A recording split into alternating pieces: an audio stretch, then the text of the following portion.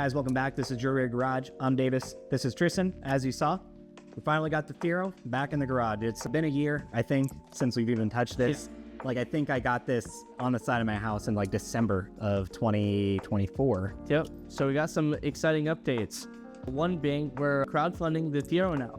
So what that means, if you want a piece of the Fiero to take home with you, just a low price of $99.99, we'll put that in a bundle for you. You got the clear coat.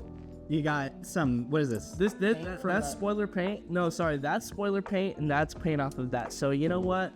Take a piece of the Fiero home with you, and you can display that. Yep. And just to remind you guys what this Fiero is, did this get locked again? Oh no, it didn't. Heck yeah. We got to get our handy hood prop, or I guess trunk pop. What do you call this thing? Trunk prop. Trunk pop. Well, it's a hood and a trunk. Let's put that right there. Just set it in. Is that good enough? Yeah, still work. It'll work. And there it is, guys. Oh my God, I recognize that. Yeah. There we go. There it is. So this is the 3.8 out of Tristan's Camaro that he's given me. You know, you're never seeing any of that money, but it's got the F23 manual transmission. Rebuilt it with a LSD. What was it? I forget the manufacturer. The cheapest China could offer from Walmart. And hell yeah. Actually, since I made that video, they've been discontinued. I can't even find them anywhere. Oh, so I think I got kind of the last one. That's why it's so cheap on clearance, like 170 bucks or something. But yeah, 3.8, it's gonna be turbocharged. I got the Fiero Raj mounts in a Fiero, and I've made some custom mounts here, which I probably could have done a little bit better with, but you know what? You're holding it in, you know? Yeah, I mean, if they break, then you can move it. Go anywhere. Let me try wrenching on that thing. I'll hold this so it doesn't fall.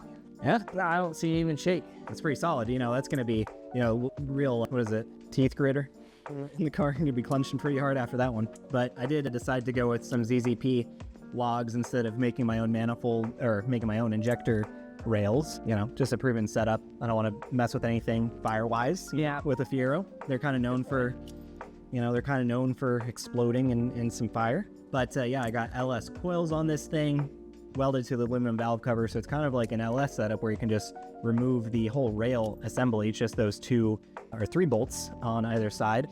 But the next steps for this guy really is pulling the motor and transmission back out and getting my tie bar lifters in. So one of the last videos you saw in relation to the Fiero was all the Valvetrain mods and basically outlining what you need to be able to rev this car to the moon, because that's the goal. We want this thing screaming at 8250, you know, screaming off the I've never heard of the 300 revving that high. Probably more like 7,000 or, you know, maybe safe, but maybe 8,000 to show off. I've read some people doing 8,000. So that's going to require some tie bar lifters. I didn't mention that I had been waiting like a whole year to get them, and I finally got them, guys.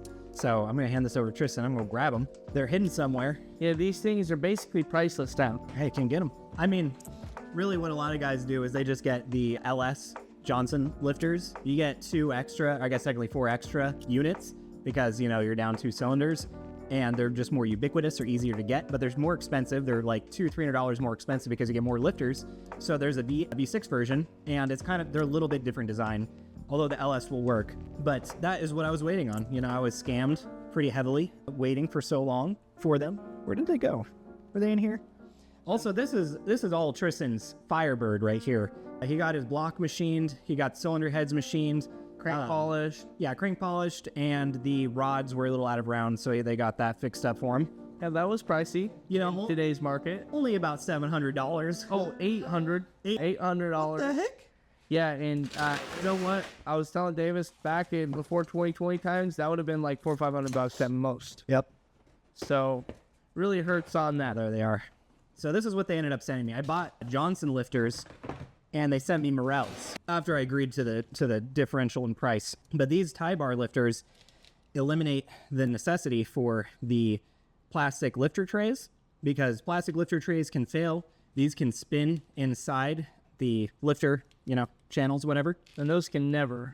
Yeah, you don't want these spinning. So these Morel ones are a little bit more budget, but they're still race friendly. They're going to be good for the RPM that I'm going for, and they will never spin. So these are they're like the short travel lifters. The most hydraulic lifters have a lot more preload.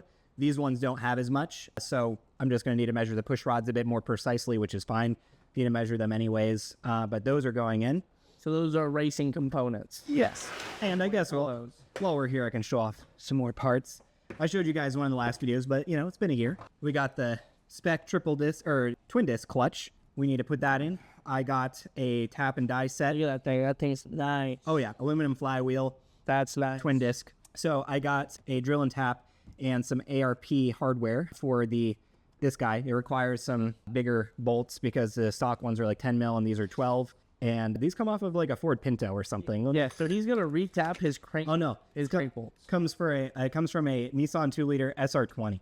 Okay. So if you guys need to do this to yours, we're going to be drilling and tapping the crank for the bigger bolts. It's just a requirement for one of these guys. And yeah, some shift cables. I got a bunch of other stuff in here. I got also, I could steal some of these. yeah, Tristan is needing some of this stuff, you know. Because after $800 of work, I need $600 worth of gaskets. Yep, that's his gasket versus. Real sucky. Yep, you versus the guy who tells you not to worry about. True. So anyways, also got the Holley Terminator in there. That's buried in there. Some fuel or oil filters, belts, stuff like that. So Basically, now it's all ready to actually go in. Yeah. Like we're ready now to commit because everything in life has been solved. All our problems are gone. oh yeah, Yeah. So now we are finally ready yes sir. to hit the Fiero. And once we get some progress in, we can start on the Firebird and basically go back and forth or however is most efficient for us because that's kind of what we're looking for is because time is limited. We're looking for just the most efficient way to be doing these things because we have so much stuff going on in life and other plans and stuff you might see on the channel. So Now that we got the Fiero in here, I feel like we're going to be able to get a lot more work done. I'll just be able to come out in the garage and work on it. So probably the steps, the order of operation is we're going to be pulling this out, separating the motor and transmission. I'll be taking the heads off. I'm going to be putting the lifters in. I'm probably going to do something a little sketchy. You guys probably won't recommend, but I'm trying to save that money. I'm going to be reusing the head gaskets. They are the multi-layer steel. So ZZP's website says you can reuse them. These head gaskets have been rock solid. They haven't failed. It's got the ARP hardware. only 10,000 miles on that. Or no, sorry, 1,000 miles on that motor. We're going to be cleaning up the surfaces and using some copper gasket spray. I've used copper gasket spray on a lot of cylinder head jobs, so I trust it. And we're going to send it. Once that's out, drill out the crank, put the flywheel on. I'm going to be putting on a spec stage 3 clutch to begin with. I'm not going with the twin disc just to start out. That's going to be a little rowdy. I want to be able to just like get the general tuning done and drivability in and then put in the twin disc, at that point. But then when it's on a stand, building out the exhaust, I'm going to get Schedule 10 or Schedule 40, I forget, stainless steel logs. So I already built some of them. I'll see if I can put a photo on screen of what they look like. But they're basically just going to be pipes that terminate right here and kind of the same area on the other side of the motor. And then from there, I kind of need to get a little bit creative on how I'm going to route the exhaust.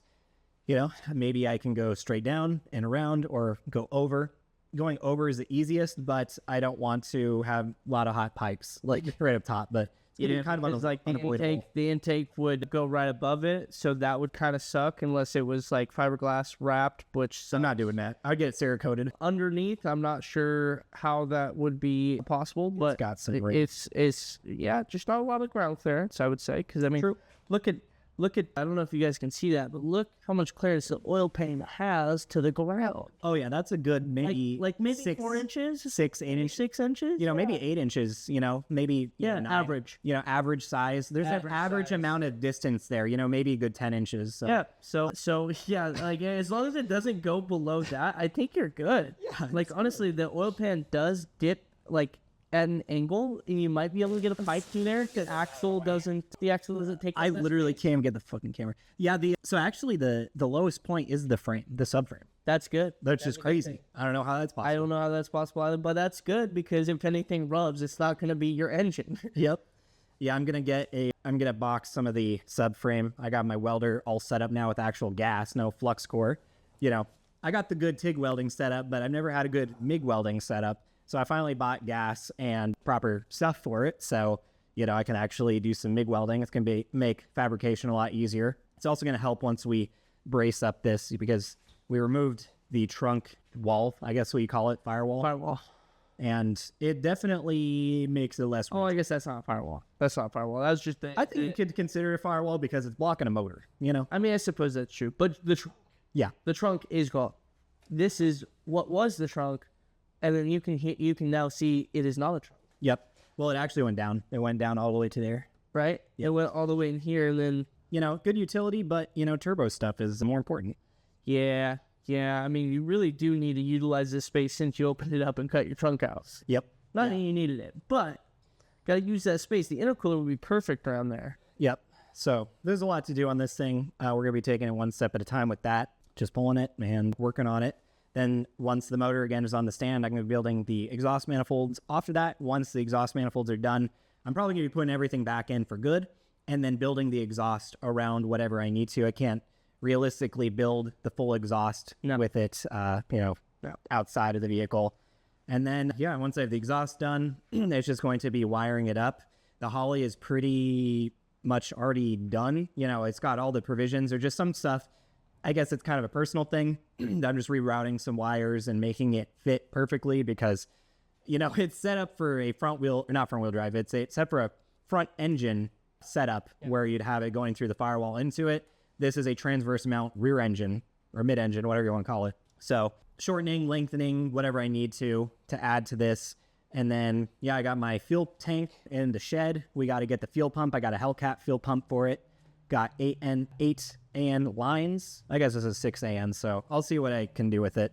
And then, just get it running on pump gas, get it tuned. I'm going to be tuning it myself, just get it going. There's a lot of resources online for this type of stuff, so I'm excited to learn all that. And then boom, we got a mid-engine 3800 turbo 5-speed transmission. It shouldn't take long to go back in the car. Like I would say, like maybe just a 1 day's worth of work, and we could have it out. I put heads off. I put this in myself. In 40 minutes. Yeah. So take it out. Take the heads off. Put the tie bar lifters in. Yep. Heads back on. I mean, isn't that everything you needed to do? Yep. So and put back in probably a couple hours. Yeah. One thing I noticed just getting this in. There's this strut tower takes up a lot of the space. I might try to trim off some of this excess material. I actually broke my tensioner. Oh, really? It's a new tensioner. But you could just replace the pulley, though. Yeah. Right. Well, no, it's the actual tensioner. No, you broke the whole thing? Yeah. Oh. It got snagged up on that and just bound and broke. Yeah, because there is a lot of material here that you don't need. Yeah, and then how I built these mounts are all one piece. So that's kind of annoying with getting it in and out. I did think about rebuilding them. So I have a poly mount down there. So I can separate it just like a bolt through it. I just remove that bolt and then it can lift up. Maybe V2, I will do something like that. For now, that's kind of just how it's going to have to be. But yeah, I mean, everything else is ready to go. I got the clutch line. I got the shifter cables. We got the Holly. I do want to integrate some of the, stuff with the body, turn signals, all that stuff. I left those wires so you can operate. Did you have a 3800 wire harness? For what? This to adapt to the Holly? You don't need one. You just connect the Holly here. Really? So it connects to all the sensors? Yes. That's how it is? Yeah. Oh. It's an LS stuff. I mean, these are EV1 injectors. These are LS coils. It's got LS TPS. And so the camera crank sensor too? Yeah. As well? Okay. I think I just have to splice in the wires. I bought new connectors. You just cut them and splice it in. Yeah. Yep.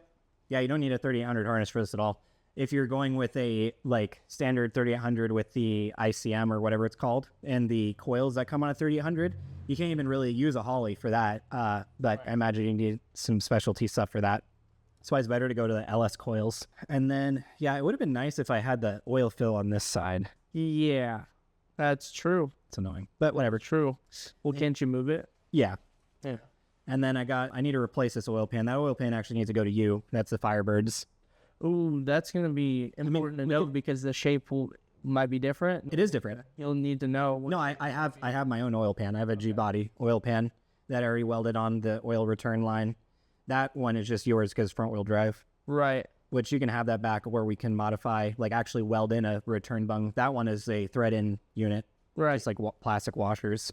Yeah. And, while it's been sitting for a year, the clear coat was already this bad. Honestly, it didn't really deteriorate too much sitting outside for that long. This is just how it looks. I feel like it has gotten significantly worse.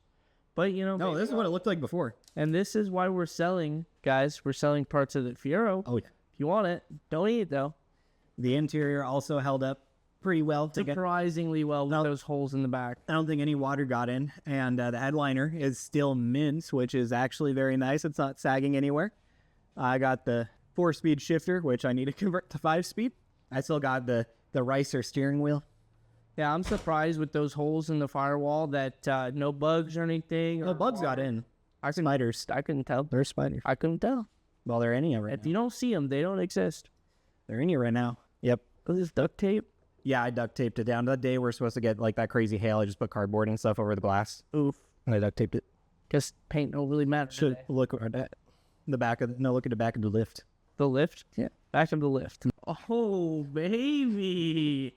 Oh, okay. Yeah, Okay. that's fine. You know, As soon as Davis gets out and just leaves to the bathroom, I'm gonna be good. some Easter eggs. Good. Hey guys, I don't think much more work is going to be done today. We just wanted to get it in here and talk about it. Yep. You know, we got both our projects going. Again, we got Tristan's stuff all ready to go. Like this box all ready. Heads. He's got his Nick Kemp. the camp.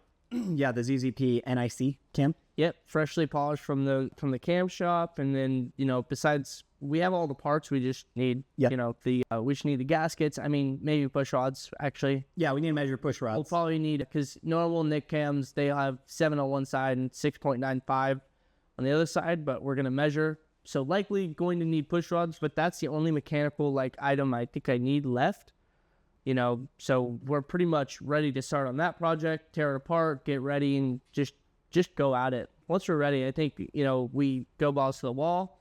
We can just put the turbo kit on it. We can make a lot of progress really quick. Same with this thing. The wiring will take you a long time, but maybe. I think I can do it faster. Like if I just prioritize getting it done, Yeah. I could get it faster than if I were to, really take my time with it. I do want it to be nice and I want it to be functional. Like I even got stuff for I don't know what it's called, the firewall block Bulkhead connector to wire it all in there. Deep pinning the whole thing and pinning it through that will take a while. That will take a while. Or I can just use one of those holes and run it through there. So There's always V2. yeah, there's always B2. Yeah. It would be nice to have it just all ready to go, but that's going to take time. So Yeah. I'd rather get it running. So I'll consider it. But yeah, I mean, this thing, I'm excited for it. We'll finally be able to get the Fiero going on this Yeah, setup. we never heard it run. Yep. I mean, we've heard this Really? run. Yeah, but not in this car. Yep. And not with the turbo kit you're going to put on it. Yep. Oh yeah, let's grab that turbo here. Oh, you want to try grabbing it? Or No, go ahead. It's probably heavy. So the back ain't what it used to be, boys. So yeah, our boys at Max Speeding Rods sent me this like over a year ago. I feel really bad. How many? What? How many? Probably just a year. I mean, I got it. No. I mean, how many turbos? Oh, there's another one back. And I got another one in my shed. So 3. But this is what they sent me. This is their Street Performance. This is their nicest or nicer one. Probably the nicest one they have. Okay. I'll put the specs on the screen. But this thing is baller. It's got a billet impeller wheel. It's got a stainless steel exhaust housing. That's really nice. 3-inch V-band. It's 0.82 AR out and 0.75 AR in. And this is, I think it's like a 66 or it's like a 68, 69 turbo. So it's pretty freaking big. Like the AR size of these housings are pretty small, which will help with spooling. But I imagine this thing's still going to be kind of hard to spool. So I'm going to do my best with the turbo kit. This thing's pretty heavy, but this thing is amazing. Like stainless steel back housing. Yeah. I wish mine had that. Like It's a V-band housing too, like a separated V-band. Yep. I wish mine had the V bands. Yeah, and where are we going to Because the T3 and T4 style sucks. I hate that. Oh yeah, V-band's way better. So like, where are we going to put this, guys? Right here? I think Back that in would be the a great place. Right there. Well- So like the exhaust is so heavy. The manifold just on this big. side coming right under here, collecting. This guy going right in, collecting. And then this can be turned through here, maybe a big intercooler brick down here. And then up in, that'd be kind of hard. Yeah, that's what I'm thinking. So that's going to take some more thinking. The other option is to relocate the throttle body from right there to over here. That is an interesting idea. So I could place it right here. I could also even just say, F it, and hole saw right here and have it come out right there. That would be fucking insane. That would be cool. That'd be kind of the best case for routing. I don't know anything about, Best case for routing, the plenum science or anything. This thing is a hogged out case already. So, who knows? Like, that might be a good option. I mean, there's no kind of downside with playing around with it because, I mean, it's already hogged out. It's basically worthless the way it is. It's not worthless. It's The case? Well, I mean, the case is kind of worthless, right? Like, you Yeah. can do whatever you want at this point. And, Yeah. and I could just block off this hole saw right here, big 3-inch, or, that's 3 inches, Yeah. I think. Have it right there and have my big turbo right here, go down into a big intercooler brick, and then straight up into it. I think that would be good. Yeah. and Like, then- basically, the intercooler like I had, you know, would be perfect for that because it's not that wide. And then the downpipe itself, if it's faced like that, can just go straight down, just 90 down, and then out the back. It would have to avoid the intercooler brick, but yeah, I think that's going to be kind of the best setup. Yeah, you know what? We should probably formulate a plan in MS Paint. Yes. You know? Like we did with the Firebird. And then we just have the bar that goes over here. That's another thing we'd have to work around. Yeah, I want to make the brace removable. And yeah, that's where the upper dog bone is going to connect to. So we have all the mounts. Yeah, that's pretty important, and that's going to be right in the way. Yeah, there's a lot of planning. So just, I guess, put in the comments what you guys think I should do. I think that turbo orientation is kind of where the turbo is going to be, but past that, the routing is what we need to figure out. Yeah, I think that maybe you build that bar first before you do turbo kit. Yeah. Because then you know what's in the way and what's not. Yeah, I think I'm just going to plate right here. Yep. And then get some square tubing or maybe a circular tubing and just... Circular, I think, would be good. Or also what you could do is you could box it off, weld it. Yeah. And then have those 4 bolt holes in it and then 4 bolt holes in the other side. So yeah. Then it's just easily removable. I was thinking 2 tabs like this, and then I can slide the bar in and then bolt. Oh, interesting. Okay. That way I can remove it easily. Yeah, one of the things when we cut it and we put the subframe back in was the subframe mounting. It seemed like maybe the frame had separated or widened a little bit, or maybe it got, I forget. And it made it really hard to get the subframe bolt in. I'm pretty sure this side is cross-stretched a little bit, so. All because, like, the rigidity is not what it used to be with that. Yeah, because we cut it out and removed the subframe. So there's almost nothing structural other than this holding the 2 sides together. Yeah. Which, I mean, I wouldn't even consider that really structural. Yep. It was never meant to be, at least. So once we removed the subframe, the frame kind of just went like a little bit, very minorly. Yeah. But yeah, and then, yeah, get it running. And I don't know if you guys remember, but I did the whole suspension on this thing. Every single suspension piece I took off, I rebuilt new bearings, new bushings, new end links. There's a new rear sway bar. It's got coilovers in the rear. It's got new shocks, all that. We took it on a drive. It needs an alignment pretty badly. Oh, yeah. I felt like it did. So if we get this going, we probably trailer it to a, alignment shop, and then it'll be good to go. You can get it to Le Schwab. I want to take a look at the Schwab. They wouldn't touch this thing. Oh, no. I'd take it at Carl's. Yeah, it was kind of across town a little bit. Yeah. Yeah, also, one other thing. I know we're just rambling at this point, but I kind of want to delete the sunroof because it's just a point of failure, leaking. I think that'd be a great idea. Maybe dangerous. I saw it on Garageless's channel. He basically just cut the roof off because this is separated. Yep. And you just cut right here. And then you get another Fiero, cut it the same place, put it on. Without the sunroof. Yeah, one that doesn't have a sunroof. And then you just, I think that'd be a great idea because it's already separating. Yeah, it was crazy. Because I replaced the seals, and just something after that, it just unstuck. I don't know if it's literally tape. Like, is it adhesive or something? But like, what keeps that on there? Yeah, I'll have to look into that. And then, of course, there's more expenses. So much. Like, I'm thinking about everything now that it's in here. I need to get a aluminum radiator in the front. If I'm going to do the heat exchanger, I'm going to need to get a front heat exchanger and all the tubing, which I might actually have all the tubing I need already. There's a lot that goes into this. Yep. And then once we have this running, we can work on Tristan's Firebird, or interchangeably. Just at some point, we might just bring it over and start working on that. Also, guys, we have a new idea for the channel. We'll be talking about that later, but there's going to be even more content coming your way. Yep. Yeah, we should be able to manage a somewhat like consistent video upload schedule, from here on, as long as we're doing this. But like, of course, still like holidays coming up and just certain things will kind of throw a wrench in that. But we're hoping to make enough content to make it to where we can still upload even when days happen. I bought this stuff also over a year ago. So I don't even remember what I bought for this thing, honestly. I need to go through all my bins to see what I bought. But most of the stuff is done and ready to go. Like, I have the Holley Terminator. I have all the wiring. I even have all the stuff for the bulkhead. I have everything for the fuel system. I have everything for the turbo kit, except for just the rest of the downpipe. And yeah, I guess there's some cooling stuff I need to buy. Overall, that's going to be it. We're going to be working on this, and there's going to be some more content to come soon.